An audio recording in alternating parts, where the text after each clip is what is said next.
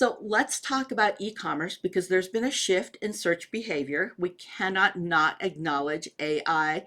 Artificial intelligence now permeates all of search and everything. In fact, a lot of people don't see it just as a tool anymore. In fact, that shift will continue to come. It's no longer a tool. It is truly a way of doing business. And it's a big shift in the way business is done. In fact, at the start of 2025, it shifted how we do search. So let's talk about that shift in search behavior. Well, first, we talk about that. People no longer go online, they live online. We would rather leave our wallet than we will leave our phone. We'll go through heavy traffic and back through just to get our phone because it's such a connection for us. It is where all of our information is. It is where our library of information, our storage is, our photos, our videos, where some people, some connections and contacts, we couldn't even call them and contact them or message them if we didn't have our phone, right? So we have to have all of that. So we do go online. In fact, we see now that since January 2025, search has changed dramatically. In fact, so much so that for the first time since 2004, when Google was born, right? So since then, they're now starting in January 2025, we've seen a 15% increase every single day of daily searches that have never before been seen. That's amazing, right? Because you think after 20 years, 2004 to 2024, that we would have seen it all. But come 2025 and search has changed so much. So it's important for us to understand that. In fact, 79% of consumers are using Google to make dining decisions. Think about it.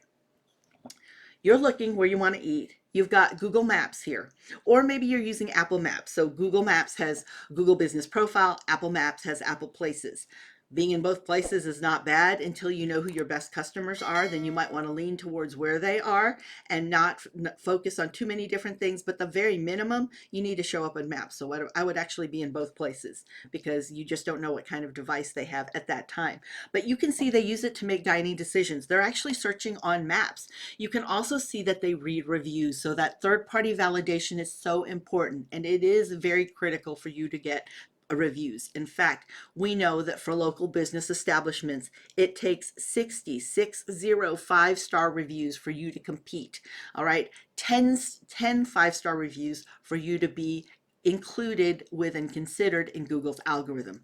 So that is what one of the focuses are that you see a lot of people doing, is focusing on getting reviews because they know how much it's important, how impactful I should say, and important it is to be able to show up first in search, because that's where people look. They only look at the first 10 search results, which is one organic page on a desktop or laptop, or on your mobile phone. That's 2 swipes up, right? And most of us go on mobile. So it's important for us to know that's where people go.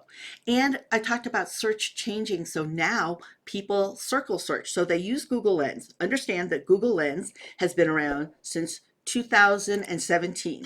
2017 is when Google Lens was born. And since then, 12 billion visual searches, which means they snap a photo of what you have. So search behavior has shifted quite dramatically. And most people now want a very personalized experience today. So you know what you like. People want that even in a digital experience. They want to know that you're paying attention. The last thing they want is to be a loyal customer and then all of a sudden you send them email saying, we'd really like to earn your business, because then it makes them wonder if you value their business.